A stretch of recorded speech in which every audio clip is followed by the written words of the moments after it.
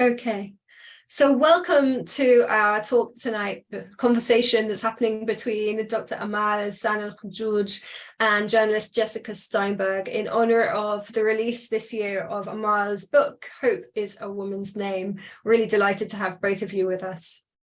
So very briefly, I'll explain how the hour will work, and then I will introduce both Amal and Jessica. So we have an hour in total, and what we'll do is have about 35-40 minutes of conversation between Amal and Jessica, and then we'll have 20-25 minutes on Q&A from our audience. So if you have any questions, please hold on to them whilst they're talking. You can also put them in the chat at any point, and we'll order them so that when we come to moderating the Q&A, that will all make a lot of sense, and we'll get through them as much as possible. So Amal, it's so difficult to introduce you actually, because where do I start and where do I stop? I could be here all night, and you are so hugely accomplished, both as a leader and as an activist, but also as an academic, and you're an inspiration to a generation of women, not just in your own community, not just in Israel, but now really globally. And we really thank you for being here tonight. You grew up as one of 11 children in the Bedouin community, and despite considerable obstacles, you studied social work at Ben Gurion University. Soon after, you founded a number of leadership organizations, firstly Ajik Nisped. Ajik is also an NIF grantee that works for equality and empowerment within the Bedouin community. You went on to become nominated for the Nobel Prize, no less. And in recent years, you studied at McGill, but you've also founded Pledge, which works to develop leadership amongst marginalized communities. I could go on. I will let Jessica do more of the explaining, and I'll move over to you, Jessica. So Jessica, in full disclosure here, I've known Jessica for a number of years. So good friends. Mm-hmm. It's true. Former New Yorker, she's lived in Israel for 26 years and worked as a journalist, I think, for all of that period. Mm-hmm. She's been with the Times of Israel since it was founded and is the arts and culture editor in that space. She's written previously for the New York Times, for Bloomberg, for Wall Street Journal, and for many, many other publications. I warmly welcome you, Jessica. And without further ado, let's get cracking and hear you in conversation. Thank you, Amal. Thank you, Jessica. Thank you, Atira. Thank you very much. And Amal and I, it's really lovely to be here. And when Amal and I spoke a few days ago, we looked at each other over the Zoom screen and we said, I know you. I have met you before. Absolutely. So I think I figured it out. It was from doing some writing for Ben Gurion University when you were a student. And it takes me back a long time, but it's really wonderful to be back here again and getting to speak to you in this forum, Amal. So thank you for the opportunity. Thank you, Jessica. So the Hope is a Woman's Name is very, very fresh in my mind. And here we have it right in front. And the Israel Postal Service, I live in Jerusalem, is not wonderful. So I've been reading it online. And then the book, thankfully, actually arrived yesterday after many weeks of sitting in the post somewhere. But I've been rereading different parts of it. And Amal, what I wanted to start with is say, your book takes us through the Bedouin community over the course of really decades, from the start of your life, as far back as you can remember, from your childhood to the present. So there is your personal story, your activism, your career, which we're still watching develop. What I wanted to ask you first is, where were you, well, geographically, and maybe more importantly, emotionally and practically, when you decided to write this book? Where was your head at, in my words, when you said it is time to write this? Well, first of all, thank you, Jessica, very much for this great opportunity. Thank you, Atira, and I'm really very happy and glad to reconnect with you, Jessica. I absolutely remember the interview at the BGU. At that time, I was 21 years old, and I was talking about the challenges facing Bedouin girls as being the pioneers coming to the BGU. So absolutely, it's a delight. So yeah, so I think one event happened when I was in England receiving the Human Rights Award, when Martin from the Halban publisher, after my presentation, she came to me and she said, "Oh my gosh, you have to write a book.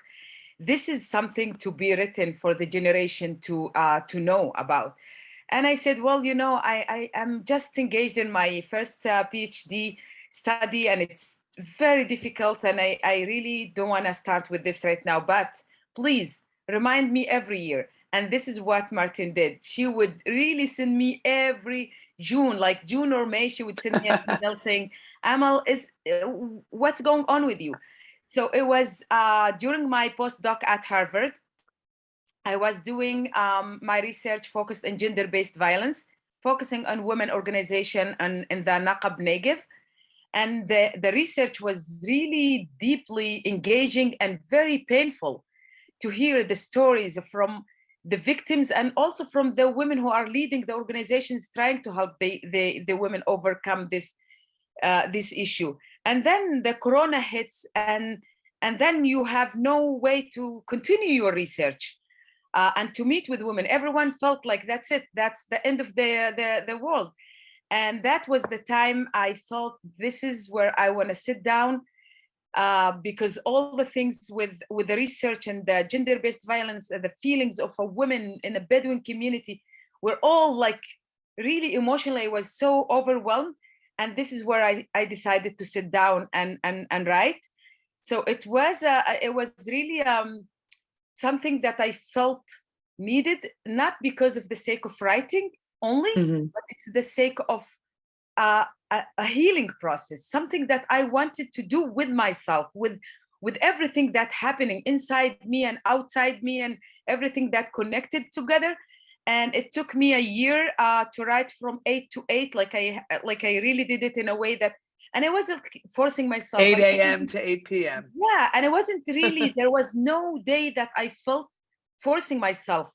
It was really a need to put it out there, because all these years of activism, I had a lot, but I wasn't able to get it out. And this was a great opportunity for me in all fronts. Right.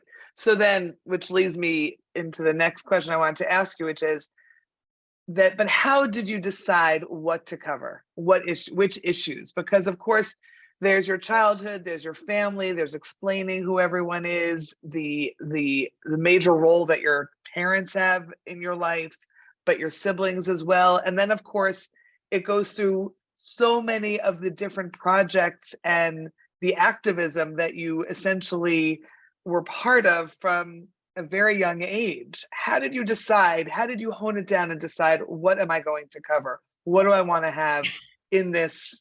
How many pages is it? It's long. 450. 450 pages. Right. So there's a lot that happens in this book.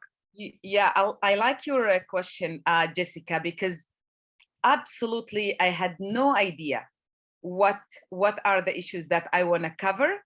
And especially when Martin asked me for the outline, I said, forget about it. I won't send you any outline. I want to write something and send you. And I wrote the first chapter of my birth, the 14 pages, and I sent it to her. And then she said, that's it. We're on it. That's it. I want the book. So there were two factors that really influenced what is it that I want to cover and what is it that I don't want to cover. One is my safety. So there are many stories, Jessica, that I didn't want to write because I was worried for my safety and people around me who were involved. So, and I know that this is something, writing your biography, it's not something very common in the Arabic literature in general, because people don't write. This is a kind of conviction. This is, you tell people things about your personal life, and it's usually hiding things under the rug. So for me, it was something that I was aware that everything that I'm writing, there is it's like activism. Everything I'm doing, everything I'm writing has its consequences. And I need to make sure that I'm not hurting people and I'm not putting myself into a great risk. The second factor is that I went with my, I would say it with my kishke, with my feelings. I went everything that I felt that would really help me heal my relationship with my mother, heal my relationship with my community, heal my relationship with myself.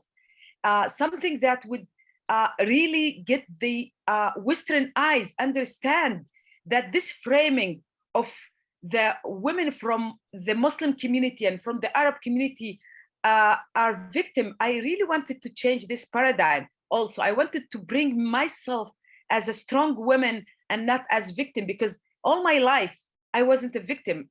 At least I was a victim, but I wasn't victimizing myself. So I wanted also this to be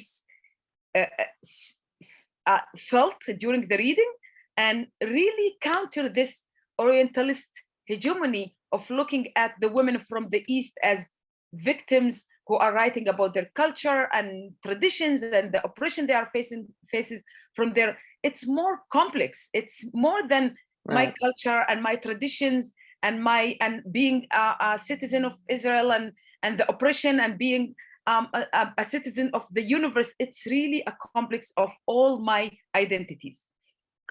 Right. So you're pointing out a few different things I wanted to ask you about. So on one, you didn't see yourself as a victim, and yet, of course, there is this patriarchal society that made it very difficult to accomplish the things that you wanted to accomplish. And of course, there is a major focus in the book on your activism, because that is who you are. Right. That is who you were. That is how you developed yourself. How did you find the strength to continue to act for and against the issues, given these systems of power around you? The Bedouin system, the Israeli government, these were two major systems, and your community itself and your family, in a sense. There were all these systems, small and large, that were saying, Amal, no, you can't do this, and you can't do that, and you can't do that either. How'd you do it? Where did it come from? Yeah, well, I think it starts when I was very, very young. The fact that I am one of 13 brothers and sisters.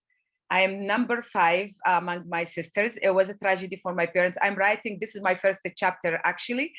I'm writing about this in detailed, wording and emotions and description.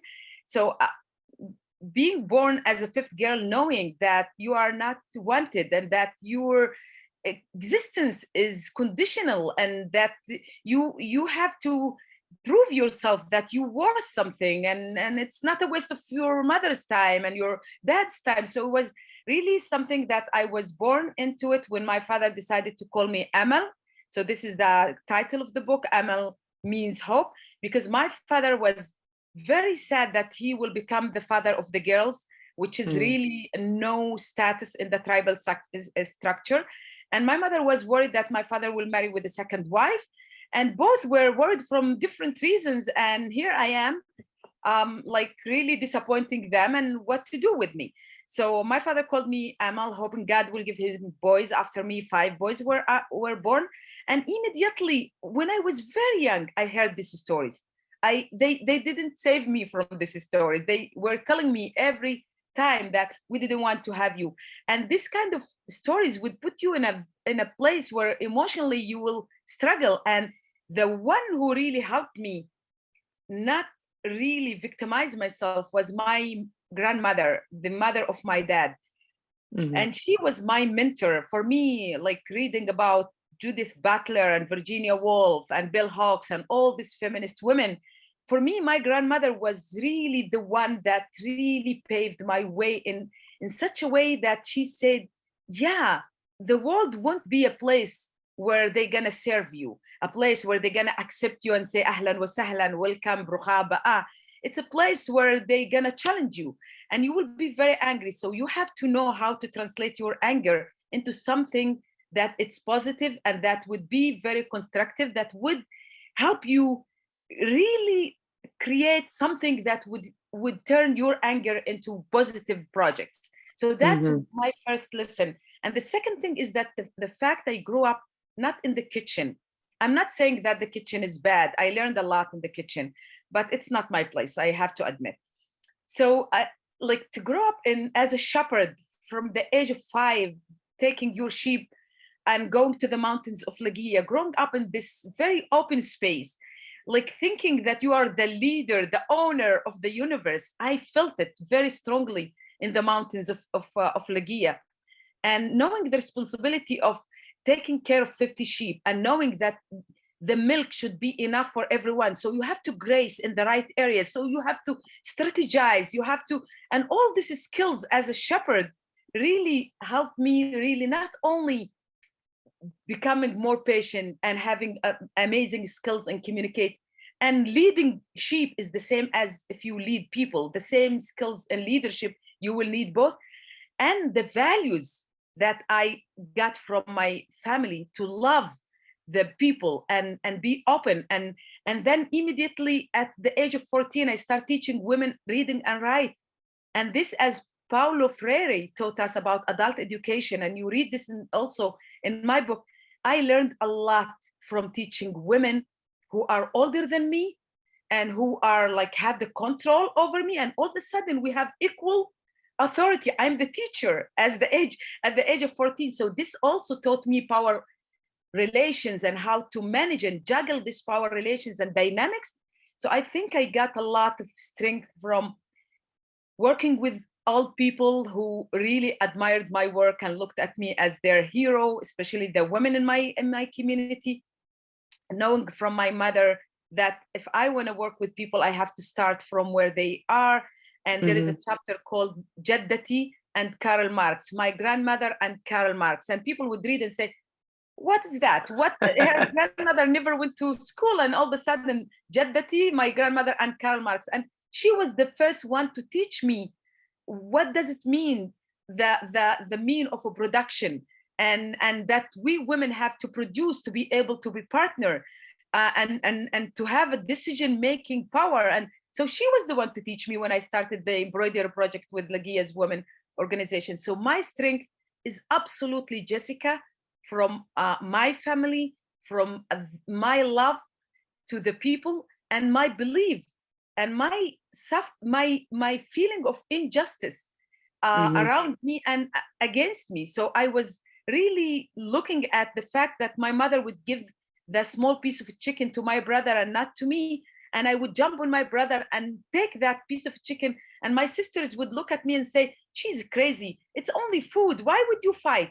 But I knew that if I'm not going to fight over that simple, piece of a chicken, then I will not fight for my education, for my choice to marry with the person that I want to marry with, and fight for my right to be equal citizen in a state that treats me as a second-class citizen. So juggling with my own community that really exclude me, saying you are a woman and women have no power, and women, and also juggling this space of the country and the state that looking at me as a second. So these are the two journeys in my life that I was always, sometimes I would crying from the fact that the head of the tribe was so tough and was a great obstacle, and the other day I would really having troubles with the Shabak, chasing me or controlling my activities. So it's always in between these two, and it's really very complex.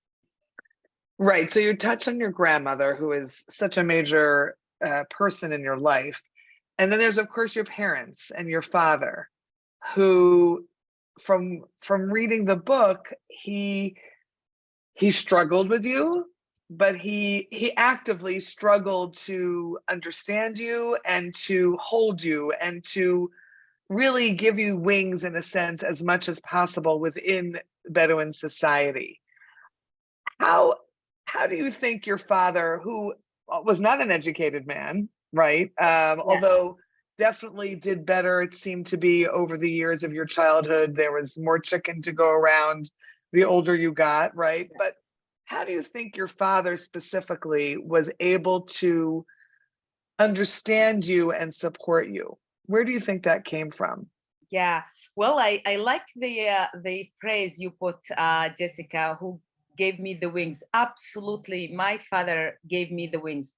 My grandmother gave me the strength and the directions, and my father gave me the wings. Absolutely, and I think, and I wrote this also in my book. My father, first of all, to have his mother as his model. My grandmother Mm. was very strong woman, and it's very, very clear in my book.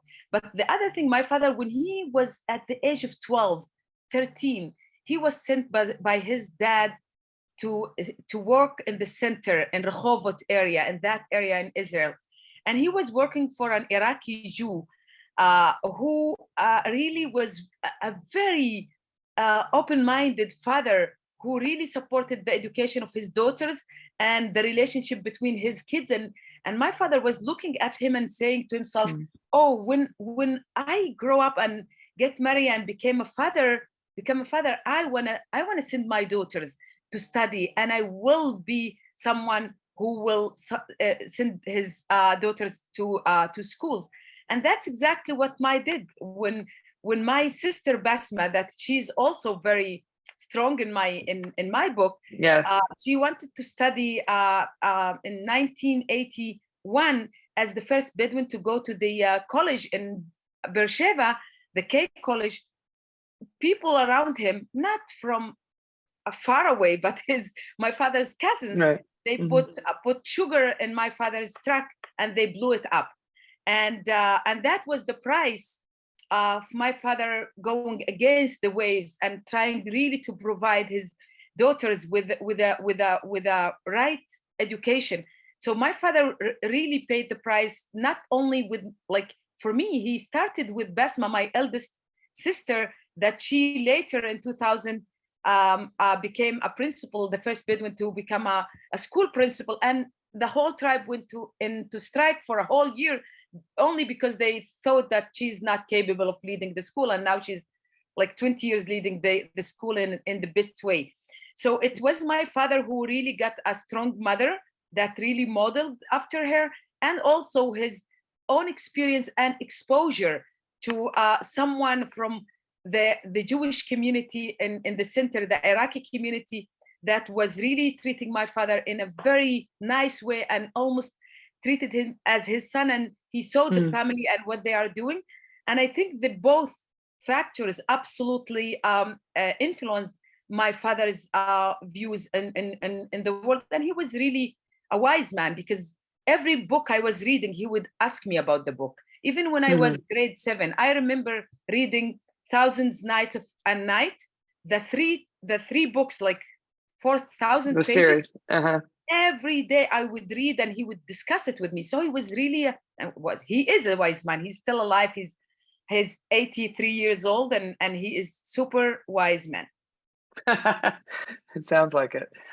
You, of course, through the book, we the readers, we experience Bedouin society, we experience your village, your family, and we see the changes that take place over the course of your childhood and teenagehood. When you start out grabbing the piece of chicken, that is a huge no-no, but then later on, of course, everyone's eating together in a very different kind of way. There's a beautiful passage that maybe we'll get to about a chapter about riding a bicycle, for instance, something that girls weren't allowed to do. And then you, of course, took the bicycle that your father brought home. You learned how to ride it on your own. And, and that became something else, another challenge that you took on for yourself. So my point being here that the Bedouin society over the course of the book seems to really shift and change.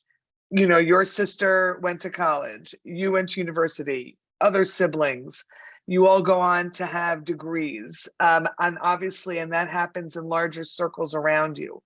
But could you give us an overview of what the Bedouin community looks like now, in terms of this patriarchal society that you grew up in, but that has clearly shifted over the last couple of decades?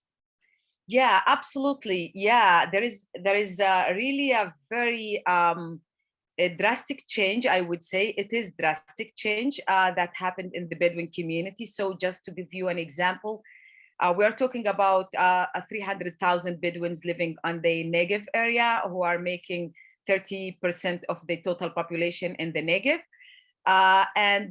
When I went to the university, we were two. That was 1993.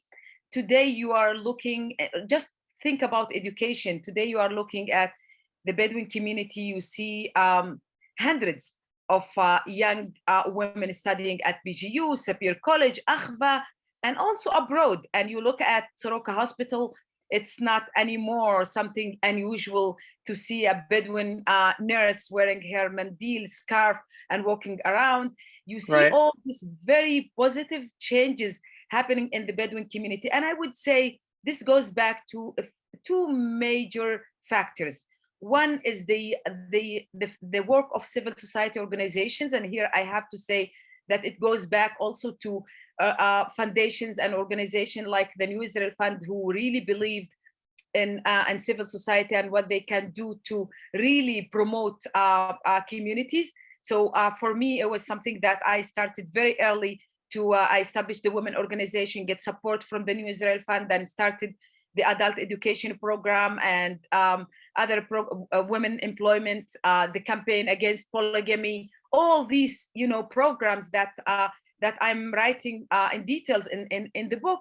And you see this change, but I was always, Jessica, aware that the changes that comes in a drastic way will create a drastic flash back and a drastic reactions. So you will, like, most of the girls at risk that we dealt with in the last 15 years are these women who are amazing, and each one of them can be 2 times better than Amal. But the problem is that because of this clash, that they went to study, they get their masters, they went back, and then here we are. She needs to marry with her cousin.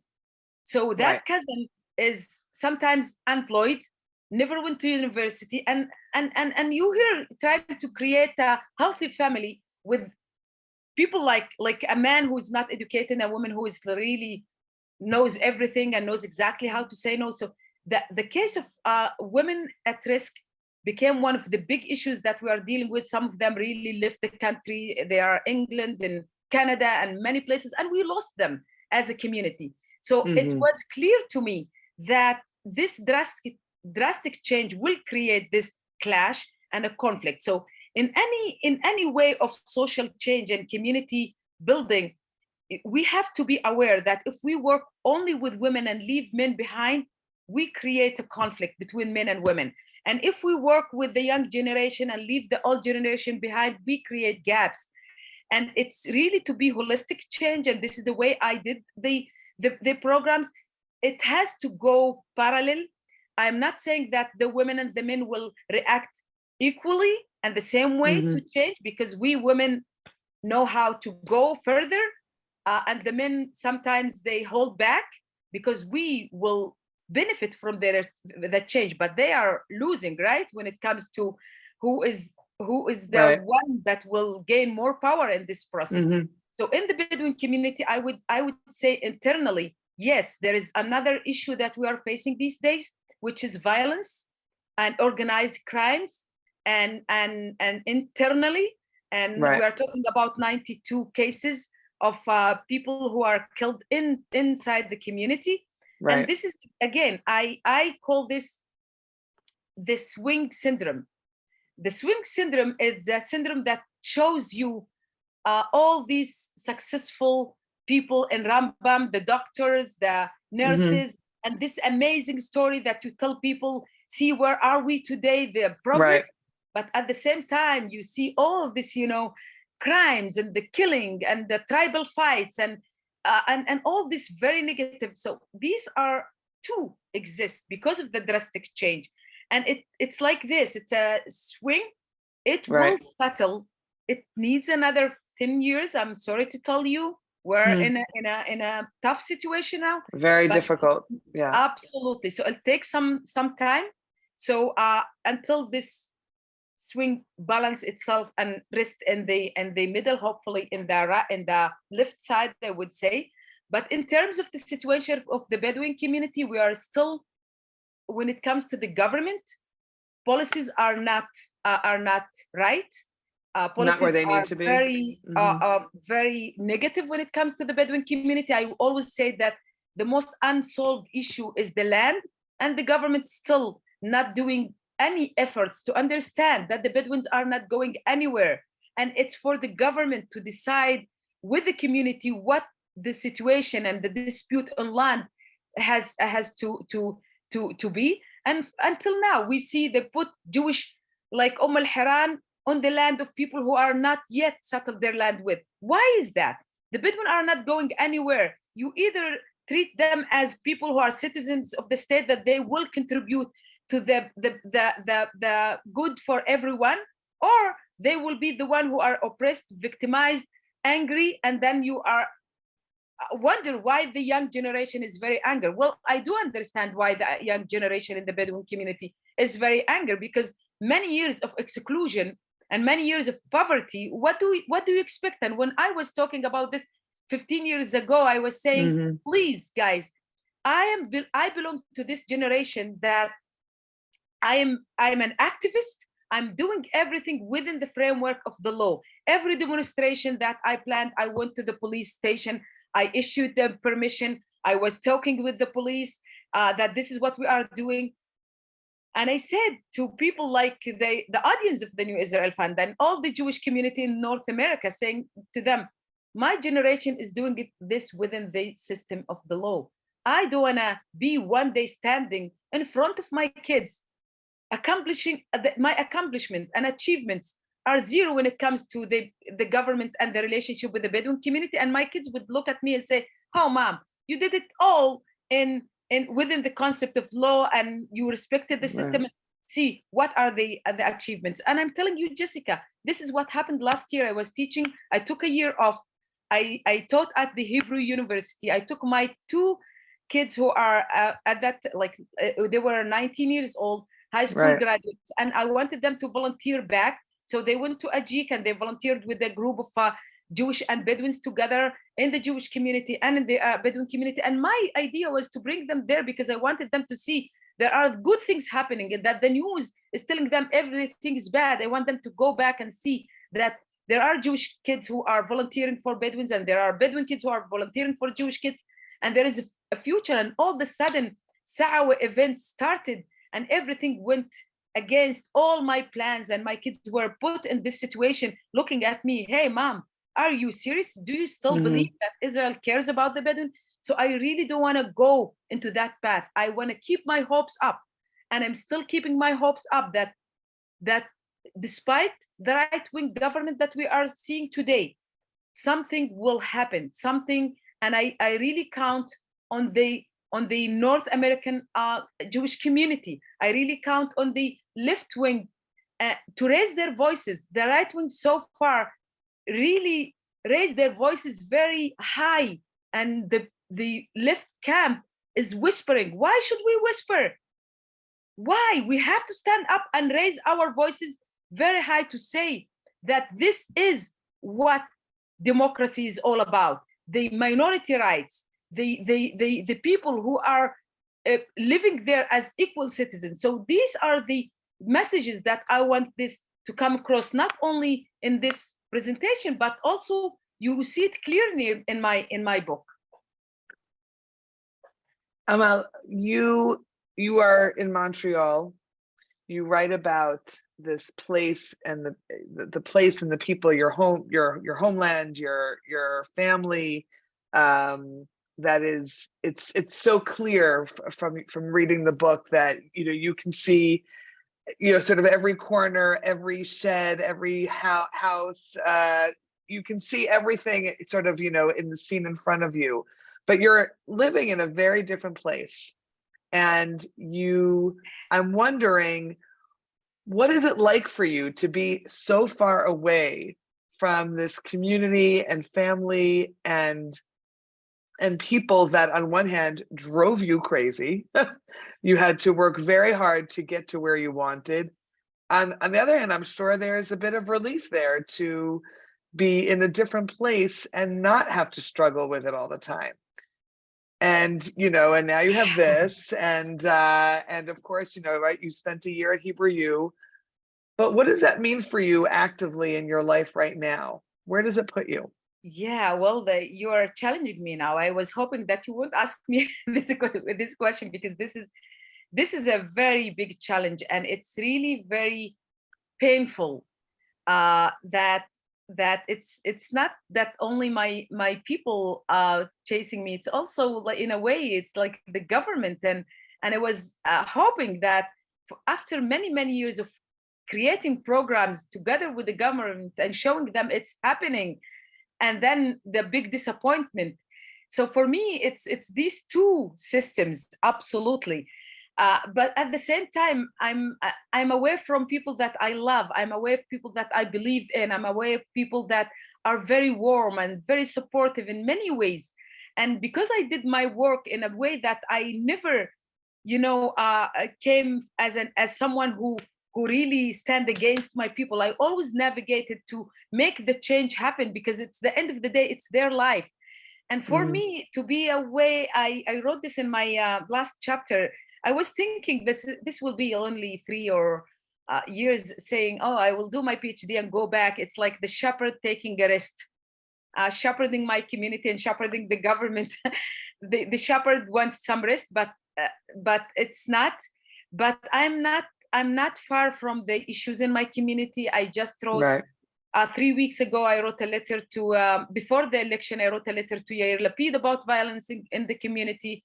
I established a new organization called Negev Media in the Naqab to counter the false information about my community that the right wing is putting everywhere. So I'm very involved in the doing. And it's hard to work from abroad, because Afar. even though the obstacles and the challenges are huge when you are there, but it's really, sometimes you feel, at least I have, in the end of the day, I have my space to rest and breathe and think about what I am doing, which is not easy to have when you are back home. Like, there is no single minute that you have for your life back home. So I'm here, but I'm really involved. It's really very painful. I really want to be there. It's not a very free choice not to be back home, but it's really very tiring. And the stress is so tremendous and heavy on my shoulders. That's not easy. Yeah. Last question before we open to questions from the audience. So what is next for you? This was a moment for you to write this book and to sum up where you've been until now. Obviously, there's a lot. I'm sure you have many plans and ideas for what's next. But did the process of writing the book shed light for you and your future and for what you want to do next? Yeah, well, the book ends in 2012 when I took the plane to Montreal, and it's exactly that. You know, that departure is from Amal, the local and national, to Amal, the international. So for me, it's really, I feel the same compassion and a commitment toward all the marginalized minorities around the world. So for the last 9 years, I am focusing my work on Syrian refugees, not only in Montreal, but also in Jordan, in the north of Jordan. I'm working with marginalized communities from the indigenous community here in Canada. I'm working with women in different places in Palestine and in Israel. And also I'm bringing groups together, so people from Israel and Palestine won't think that this is the only conflict exists in the world, that there are other conflicts, and they are not the only people who are fighting over narratives and land. There are other people here, like in Montreal, fighting over language, and the First Nation over territory. So I want them to be part of the world's movement in empowering the marginalized. So this is my work. And one of the programs that I am pushing very hard now is really, especially that the governments in Palestine and Israel are stuck with the peace negotiation and the peace process. I believe if they are stuck, it's up to us now, the civil society, to lead the process, the civil society organization. So I'm putting together this a great initiative with many partners from Palestine and Israel to really create a coalition of 100 organizations from both sides, that they will come up with a solution that they will push internationally and nationally, that this is what both people want. It's not a solution that will be imposed by the West or by Europe or North America. It's a solution that people would decide, and people would live in the future that solution and its consequences. So I believe that this initiative will shortly really become something that it will happen. I believe in it, and I really want to push this forward with my partners in North America, Europe, and also Israel and Palestine. Amal, I am sure that you will get there. More power to you for sure, and we look forward to hearing what's next for you. Atira, we're gonna open this up for questions, right? Absolutely, absolutely. Thank you so much, Amal and Jessica. It's been fascinating and so dynamic as well. We're welcoming questions from the audience. You can either unmute yourself and call them out. We're not a huge group, so please feel free, or you can put something in the chat. Wally, please. You do need to unmute yourself though. I think I was struck, Amal. Hello, by the way, and to Jessica and everybody. Hi. Hi, I'm joining from London, actually, although I'm Irish, I live in London. But what I was really struck by was your energy and passion, and that's what it takes to get things done. I know that for the work I'm doing in London with youth violence. And when I think about some of the points you made, there is a big issue with young men and men generally towards women. It's universal. They don't know how to be with women, and it's a real problem. It's almost like to understand themselves, to understand the nature of a woman. And so the violence of women and in domestic situations, and just generally young boys, for example, I'm doing things with initiative called Power to Change, a very interesting documentary and workshops around that. But we can very seldom get young youth to come. The young girls will come, but the women will come. So it was interesting that you touched on that in your community. And it's a worrying feature, because the world is developing so much, and yet these underlying human traits, I don't know, because men have been the bosses and almost the bullies in the world. And it's like, I think women are saying enough, and yet it'll take some time longer. So I don't know if I really had a question for you, but I want to say I was interested to hear what was happening in the Bedouin community, because I know very little about it. And I do feel that the Israeli government has very little time for the Bedouins. That's my impression. But yeah, so I don't know how, from your point of view, from where you are, you can affect that change. Yeah. Well, it's a very good question. Well, thank you very much. I think not only in the Bedouin community, I think globally, there are two I would say reasons why so far our fight is not really getting us to the places we want as women. One is that for all these years, we weren't able to create one movement. The nationality and the religion are big dividers. I would sit with Jessica, for example, to fight for women's rights. All of a sudden, the war in Gaza will start, and then Jessica's back and I am back. And for me, it's this like dividers that really not helping us unite as women that this intersectionality, being also a woman, being a feminist, being a Muslim, being a Palestinian, being all this, should really help us and help me create this unity with women across the globe and across nationalities. But in a way, we are not able to do that. And this is because we allow the men to feed us with this, nationalism and religion and this and that. So I think we women are making at least 88% of the volunteering power in the world and community building. But when it comes to decision making, we're less than 2%. So how come we are not able to translate our community involvement into political power? And this is a whole different discussion, and it needs, I think, 10 PhDs to be able to answer this question. So that's one. And the second one is really, I have been always saying that the world is run by angry men, and they're not only men but also really angry ones. And we as women really need to not only, sometimes they say, oh, we have 3 women in this parliament and we have 20 women in that parliament, and it's not about our numbers. It's not about getting 50% of women in the parliament in Jordan and 50% women in the parliament in Israel.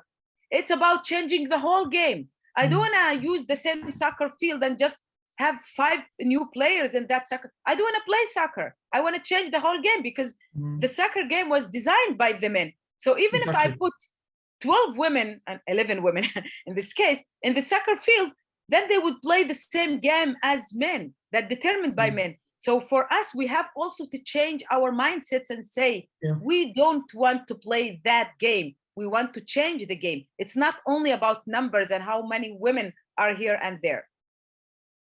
Yes, I like Grace. Before I stop, I just want to say it's a change that needs to happen. For me, it needs to happen in men as well.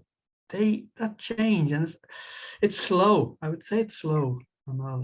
So So thank you for what you said. Thank you, Wally. Do we have further questions? I'm inviting them. Hi, Amal. It's good to see you. It's been quite a while. How are you doing? Very good, thanks. And I'm delighted to see you. I wanted to say 2 things. First of all, just in reaction to what you just said, if you had seen the recent European Women's Cup in football, you wouldn't talk like you talk, because actually it's a much more beautiful game and more like the game of football that was really designed. So men have maybe taken it a bit down the drain, but I think it's worth watching women's football. I will, absolutely. My question to you, I know this is really about your book and about women, but I want to take gender a little bit out of my question and talk for a second about your community, the Bedouin community. And specifically, I want to know whether you believe that, one, there is sufficient leadership, because we don't really see a focal point. Every movement needs a leader, and there's no question that the community is being discriminated against. There's no question that the New Israel Fund is trying to support that community. But my concern is there's no real leadership, and I'm interested in your views as to how that can be changed. And secondly, whether it's possible, and I totally understand when you spoke about moving in 2012 to Montreal and being able to breathe in the air. I lived in Israel for 7.5 years. Ossie is Israeli. And when we moved from Israel to Paris in 1984, I think it was, and on about the 4th day, I woke up and I said to Ossie, isn't it fantastic to feel like we're out of the pressure cooker? We turn on the news. The problem isn't my personal problem. It's not your personal problem. There are issues, people are talking, but everything seems so emotional and personalized in Israel. And so I totally understand that that sense of freedom that one gets moving outside the pressure cooker. But I guess my second question is, can one really hope to change the environment inside the pressure cooker from outside the pressure cooker? Yeah. Oh my gosh. Thank you, Paul, for this question. I'm so happy also to see you. And it's have been so long. And the COVID was really a tough time for not traveling around and meeting. So for the leadership, I absolutely someone and it's Jessica read the book, and I really criticize the leadership in my community in a way that I know that once my book is translated, oh boy, into Arabic, I have to find a refuge. But I'm already here, so I'm You have prepared. to protect your family. Yes, exactly. Back in Lagia, but I told them you celebrate my achievements. You have a sister who is heavy in that sense. You have to have strong walls to support me. So they are aware of this. My father and my siblings and everyone. But it's still I have to be careful. In that sense, the leadership issue is something that it will take us into a very deep discussion in terms of what marginalized communities and their mindsets.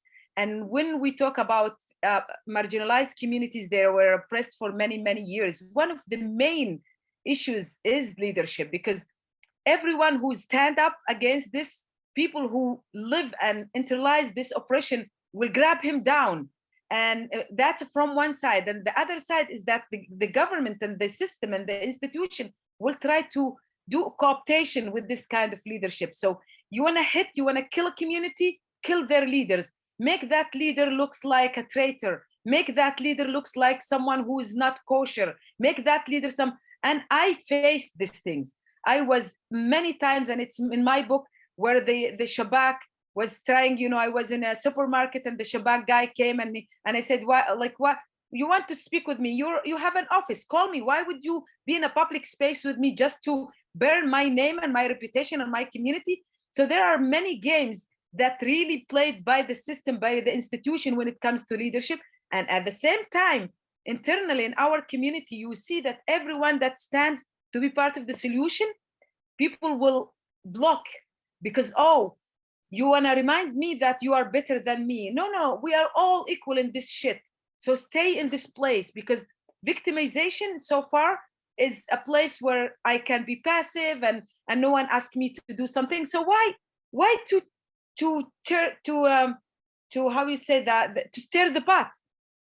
So for many people, it's very difficult. And then it comes with all this kind of issues where I am so, like I would say, upset with the Knesset members and the people in the parliament. You in 2016, you were able to get us a joint list with 16 members, and now you are fragmented in a way that, okay, so you have half a year to have the seat, and I will have a half a year to have the. Where is the big issues that you are dealing with, and why the common interest is not something that? So for me, it's really something very sad to see how Ayman Odeh and Mansour Abbas and all these Knesset members are not understanding that the issue is bigger than their very narrow interest.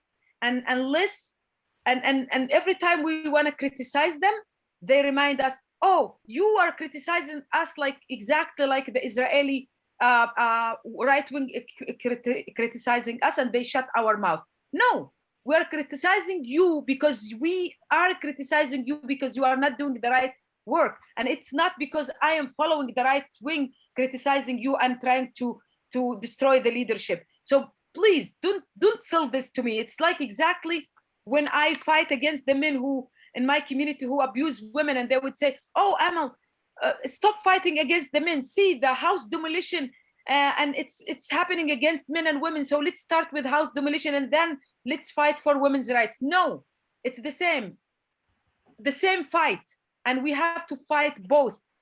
at the same time. So for me, it's really a big issue of leadership. And I really agree with you, Paul, that if we don't have strong and committed leadership, that they are not willing to be co-opted, and they are brave enough to stand up and criticize communities from within, especially as minorities. It's not easy to criticize minorities from within because they are a minority, right? But we need brave leaders, mostly women, and we need a community that really stand behind strong leaders and understand that only by being brave they can do the change. The other So we thing need you in the Knesset, Amal. But Well, seriously, we can criticize Ayman and we can criticize Mansour, but they're leaders. exactly. And if I bring it back to the Bedouin community, I don't know who the Ayman is. I don't know who the Mansour is. Maybe that's my fault, but at least a little bit, it's also their fault. Right? Yeah, absolutely. And I hear what you're saying about yeah. everybody needs to be equal and everybody needs to sync together. But actually, every revolution, you know this better than me. You've got postdoctorates. Me, I know nothing. But every revolution needs leadership. Absolutely, and this is why I'm hopeful, because there are two young men who are in the Bedouin community, Yusuf Al-Ataun, who is part of Hadash, and Al Hawashle, who is also an amazing educated. Both of them are very educated. So I'm really looking at them as maybe, hopefully, the ones that would show another example of leaders that will really, the young generation will follow. So yes, we have two committed, not less than Ayman and not less than Abbas, who are absolutely new Knesset members that maybe bring a new air and a new blood into this leadership in the Bedouin community. And in terms of the pressure in Israel, yeah, in Israel you walk and you feel like you want to cut the air with the knife. It's so tough and intensive, and I think the way we can really make it bearable and make it more being able to live there is really create communities and shared communities. And this is something that I have been working on and looking at, and willing to give up some privileges. And I'm looking at the left wing and the Jewish community who really believe in this. You have to give some privileges to be able to create the shared communities and say, okay, I believe in this, and I will send my kids to Hajar school and hand in hand the school. Not I believe in this and I will come to the demonstration in Dizengoff and support the Palestinian minority in Israel, but khaz v'khalila, I'm not sending my son to a school where Arab kids there. If you say shared societies and shared communities, mean it by action. We need a new generation that they grow up together. We don't need a segregated educational system. It's really, we can't create real integration by having two systems of schools that this raise the kids in one way and the other is, and they only meet at the universities when it's not really easy. There are work that's done in universities, but really to create more open societies, we need to open our hearts and open our doors to each other and have our kids visiting each other, have shared soccer teams, have shared lahaka, how you say lahaka in Hebrew? Choirs. Choirs. And also shared villages and communities. Why now we have these committees that if I want to live in a Jewish town, there is a committee that would tell me if I'm a right fit or not. Accepted. What is that?